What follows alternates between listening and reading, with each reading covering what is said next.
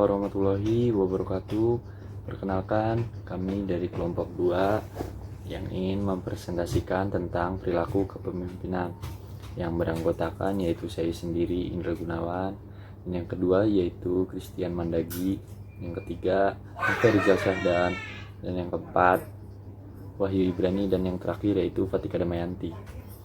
Yuk mari kita lanjut. Pengertian kepemimpinan.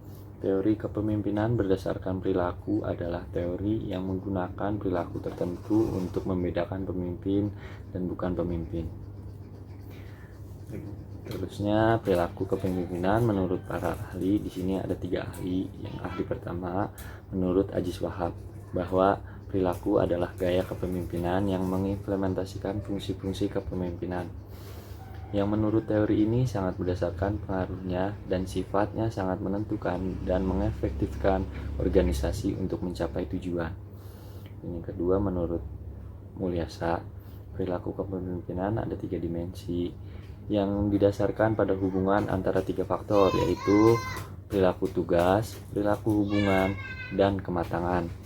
Dan ahli yang ketiga menurut Rifai, kepemimpinan adalah proses untuk mempengaruhi orang lain untuk memahami dan tujuan apa yang diperlakukan dan bagaimana pekerjaan dilakukan secara efektif, serta proses untuk memfasilitasi upaya individu dan kolektif untuk mencapai tujuan tersebut. Selanjutnya saya akan menjelaskan beberapa perilaku kepemimpinan. Yang pertama ada perilaku instruktif, yaitu pemimpin membangun komunikasi satu arah dan memberikan batasan peranan terhadap bawahannya itu sendiri. Pemimpin juga bertanggung jawab atas pemecahan masalah dan pengambilan keputusan dari pemimpin. Yang kedua ada perilaku konsultatif, yaitu pemimpin membangun komunikasi dua arah dan memberikan suportif terhadap bawahannya. Dan juga pemimpin mendengarkan keluhan dan perasaan bawahan dalam pengambilan keputusan. Yang ketiga ada perilaku persuasif, yaitu pemimpin dan bawahan terlibat dalam pemecahan masalah dan pengambilan keputusan serta meningkatkan komunikasi dua arah. Dan juga pemimpin makin mendengarkan secara intens terhadap bawahannya. Yang keempat ada perilaku delegatif, yaitu pemimpin mendelegasikan bawahan dalam mengambil keputusan, dan bawahan diberikan hak-hak untuk menentukan langkah-langkah dalam pengambilan keputusan. Bawahannya juga diberikan wewenang dalam menjalankan tugas-tugas yang sudah mereka putuskan sendiri. Efektivitas kepemimpinan. Efektivitas kepemimpinan dapat dilihat berdasarkan kontribusi pemimpin pada kualitas proses kelompok yang dirasakan oleh para pengikut atau pengampat dari luar. Apakah pemimpin mampu meningkatkan kohesivitas anggota kelompok, kerjasama anggota, motivasi anggota, penyelesaian masalah, pengambilan keputusan, dan mendamaikan konflik antar anggota? Apakah pemimpin berkontribusi terhadap efisiensi pembagian peran, perorganisasian aktivitas, pengakumulasian sumber-sumber, dan kesiapan kelompok untuk menghadapi perubahan atau krisis? Apakah pemimpin dapat memperbaiki kualitas kehidupan kerja, membangun rasa percaya diri pengikutnya, meningkatkan keterampilan mereka, dan berkontribusi terhadap pertumbuhan dan perkembangan psikologis para pengikutnya? Di sini ada indikator perilaku kepemimpinan. Dan sebagai konsekuensi dari adanya 2 fungsi kepemimpinan tersebut di atas, maka terdapat 2 indikator perilaku kepemimpinannya yang dapat diidentifikasi, yaitu gaya kepemimpinan yang berorientasi pada pekerjaan, yaitu task oriented or job style. Gaya kepemimpinan ini cenderung untuk memberikan fokus pada penyelesaian tugas pekerjaan dan prosedur yang harus dilakukan dalam pekerjaan. Gaya kepemimpinan yang berorientasi kepada pegawai atau orang-orang, employee oriented style. Gaya kepemimpinan ini fokus pada upaya pembinaan personil yang melaksanakan tugas atau pekerjaan tersebut.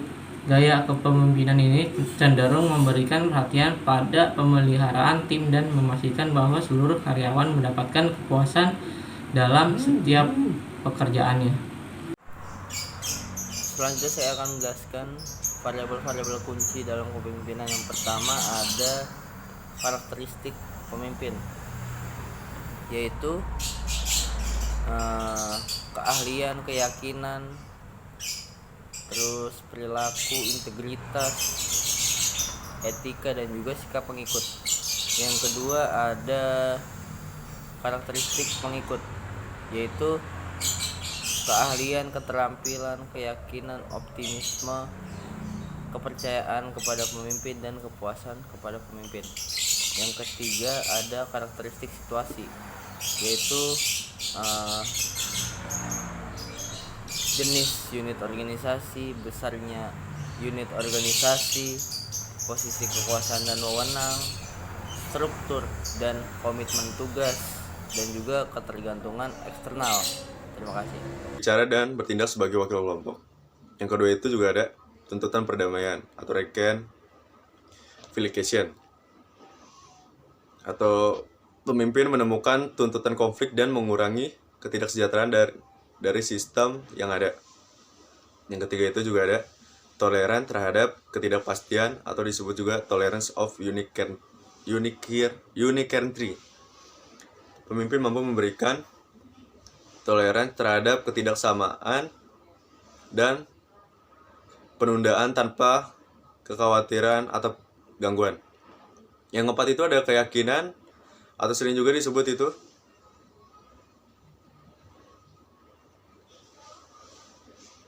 persuasiveness. Pemimpin mampu menggunakan persuasi dan organisasi secara efektif dan memperlihatkan keyakinan yang kuat. Yang kelima itu struktur inisiasi atau initiation of structure. Pemimpin dengan jelas mendefinisikan peran kepemimpinan dan memberikan kesempatan bawahan mengetahui apa yang diharapkan dari mereka. Yang keenam itu ada juga toleransi kebebasan atau tolerance of freedom. Pemimpin membiarkan bawahan berkesempatan untuk berinisiatif, terlibat dalam keputusan dan berbuat. Atau yang ketujuh juga ada asumsi peran atau role assumption. Memimpin secara aktif menggunakan peran kepemimpinannya daripada menyerahkan kepemimpinannya kepada orang lain. Yang ke-8 ada consideration. Pemimpin memperlihatkan keterangan, kerjasama, dan kontribusi bawahan.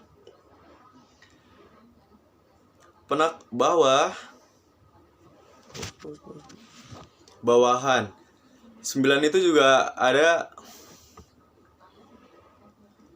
peran pada hal-hal yang produktif atau disebut juga produktif MPSC. Pemimpin mementingkan atau menekankan kepada hal-hal yang bersifat produktif. Yang ke-10, ketepatan yang bersifat produktif atau productive accuracy. Pemimpin memperlihatkan wawasan ke depan dan kecakapan untuk memperkirakan hasil yang akan datang secara akurat. Yang ke-11 ada integrasi atau integration. Pemimpin memelihara secara akrab jaringan organisasi dan mengatasi konflik antar. Ada integrasi atau integration. Pemimpin memelihara secara akrab jaringan organisasi dan mengatasi konflik antar anggota. Yang ke-12 ada orientasi pada atasan atau orientation organization. Atau superior orientation. Pemimpin memelihara hubungan ramah-ramah dengan atasan yang mempunyai pengaruh terhadap pemimpin dan berjuang untuk memperoleh kedudukan yang lebih tinggi. Contoh-contoh model kepemimpinan ada berbagai macam. Salah satu itu juga ada model contingency builder, model kepemimpinan from atau disebut juga jago. Ada juga model kepemimpinan jalur tujuan, model kepemimpinan situasional atau hardship blade shirt.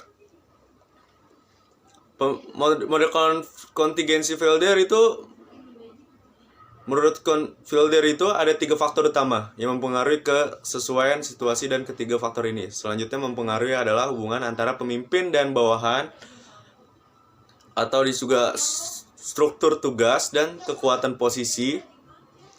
Hubungan antara pemimpin dan bawahan menjelaskan sampai sejauh mana pemimpin itu dipercaya dan disukai oleh bawahan dan kemauan bawahan untuk mengikuti petunjuk pemimpin. Ada juga metode model kepemimpinan Fromm atau yang dibuat oleh Jago. Model kepemimpinan ini menetapkan prosedur pengambilan keputusan yang paling efektif dalam situasi tertentu. Dua gaya kepemimpinan yang disarankan adalah autokratis dan gaya konsultatif. Dan satu gaya berorientasi keputusan bersama. Terus ada juga model kepemimpinan jalur tujuan. Model kepemimpinan jalur tujuan atau path goal menyatakan pentingnya bahwa pemimpin terhadap persepsi bawahan mengenai tujuan itu. Tujuan kerja, tujuan pengembangan diri, dan jalur pencapaian tujuan. Dan dasar dari model ini adalah teori motivasi eksperimental.